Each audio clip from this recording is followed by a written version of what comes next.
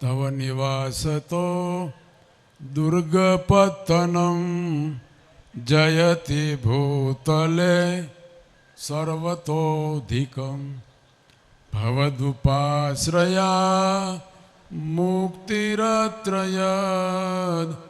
વસતિ સર્વદા ન્યત્ર દુર્લભા.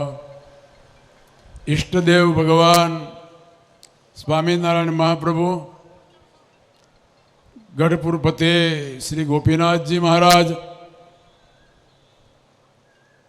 આપણે જે ગુરુના ગુણાનુવાદ સભામાં ઉપસ્થિત થયા છીએ એવા અક્ષર નિવાસી કોઠારી સ્વામી નારાયણ પ્રસાદદાસજી સ્વામી, એમના શિષ્ય મંડળમાં પૂજ્ય ભાનુ સ્વામી, શાસ્ત્રી સ્વામી હરિજીવનદાસજી સ્વામી, ચેરમેન શ્રી ગરડા મંદિરના મુખ્ય કોઠારી સદગુરુ કોઠારી સ્વામી લક્ષ્મીનારાયણદાસજી સ્વામી, સૌ વંદનીય સંતો, આજના પ્રસંગે ધર્મપ્રેમી ભાવિક સજ્જનો ભાઈઓ સૌને અમારા ભાવથી જય સ્વામિનારાયણ.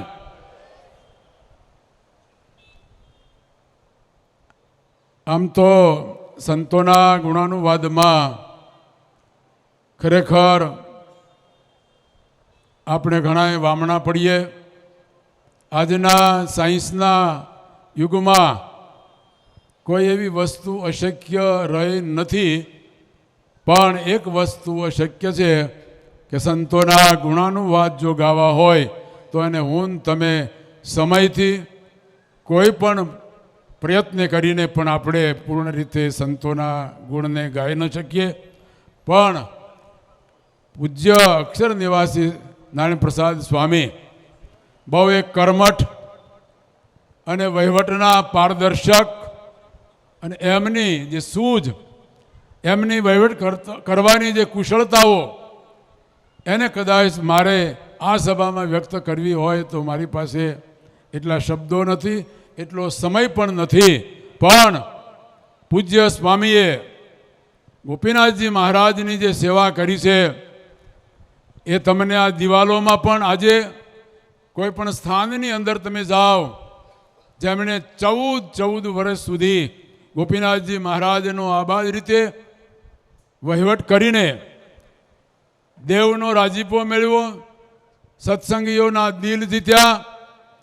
જ્યારે જ્યારે એમની સામે વહીવટી જવાબદારીઓ આવી છે ત્યારે નિષ્ઠાપૂર્વક અને ખૂબ કુને અને સુબુદ્ધિ દ્વારા પણ જેમણે સંચાલન કરીને, જ્યારે એમણે સંચાલન સંભાળ્યું ત્યારે બોર્ડની અંદર અમારા ભીમજી દાદા પીઠોડી, લાલજી દાદા ઉગામેડી, ગોવિંદ દાદા બોટાદ અને મોહન દાદા ભાવનગર, એ 4 એવા સત્સંગીઓને આપણે ભગવાનની સેવામાં અડીખમ નિષ્ઠાપૂર્વક રહેલા અને પૂજ્ય સ્વામીની સાથે રહીને પણ ગોપીનાથજી મહારાજનો જેમણે અદ્વિતીય એવો વહીવટ કર્યો છે કે આજ સુધીના ઇતિહાસમાં જો આપણે એને તપાસીએ તો એ સ્વામીની જે શક્તિ, સ્વામીનું જે કાર્ય છે એને તમે વંદન કરીએ, નમન કરીએ.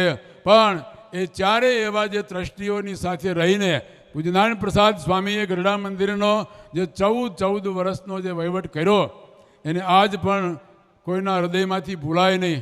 ઘણી વખત અમે ગામડામાં ભાનુસ્વામી સાથે જઈએ ત્યારે હરિભક્તો પણ યાદ કરે કે મુનિ સ્વામીએ અમને જમાડ્યા 14 વર્ષ સુધી. રાત્રિનો સમય હોય, પૂછ્યા વિના પણ, જાણ કર્યા વિના પણ કદાચ કોઈ પણ ગમે એટલા હરિભક્તો આવ્યા હોય ત્યારે એક જ સૂત્ર હતું કે આ ગોપીનાથજી મહારાજના મહેમાન છે, ગોપીનાથજી મહારાજના આંગણે આવ્યા છે, આપણને જે આ સેવાની તક અને અવસર મળ્યો છે ત્યારે ગોપીનાથજી મહારાજની સેવા કરી લઈએ.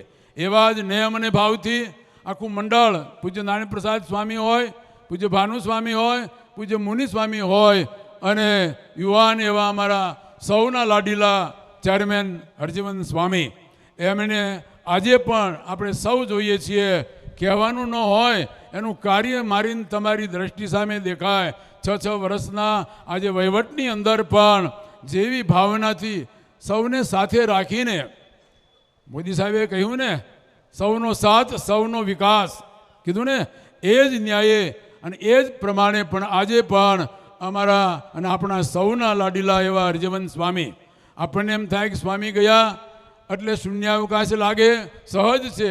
વ્યક્તિનું જે વ્યક્તિત્વ છે એ આપણી સામે નથી, પણ વ્યક્તિના કાર્યો આપણી સામે છે. પણ વ્યક્તિએ એવા વ્યક્તિઓ સેવા માટે મૂક્યા છે કે જેવા નારાયણ પ્રસાદ સ્વામી હતા, એવા જ લોખંડી પૂજ્ય ભાનુ સ્વામી, એવા જ આપણા સૌના લાડીલા શાસ્ત્રી સ્વામી હરજીવનદાસજી સ્વામી, મુનિ સ્વામી. એટલે સત્સંગમાં આજે પણ આપણને નારાયણ પ્રસાદ સ્વામીનું જે કાર્ય અને એ કાર્ય ચાલીને જે ગોપીનાથજી મહારાજ અને સત્સંગની સેવા કરવા માટે એમની જે એક નિયમ છે અને એ નિયમને આપણે સૌ સાથ આપીને પણ પૂજ્ય સ્વામીએ જે કાર્ય કર્યું છે એ કાર્યો એમના સદગુણોને યાદ કરીને ગુરુને આજના પ્રસંગે અમે ભાવાંજલિ અને વંદના અર્પણ કરીએ છીએ. એક શબ્દમાં મારે કહીને વક્તવ્યને પૂર્ણ કરવું છે. એક કવિએ કહ્યું છે કે ચાંદ કી પહચાન ગગન से नहीं लेकिन प्रकाश से, फूलों की पहचान उद्यान से नहीं लेकिन सुगंध से. एम पूज्य नारायण प्रसाद स्वामी की पहचान कहने से नहीं लेकिन कार्य से. एवा संप्रदायને લગતા જે કાર્યો કર્યા છે એ બદલામાં આપણે તો શું કરીએ, પણ એમ નહીં, જે દેવનિષ્ઠાની જે એની નેમ ને વિચારો, એવા વિચારો પણ આપણામાં આવે.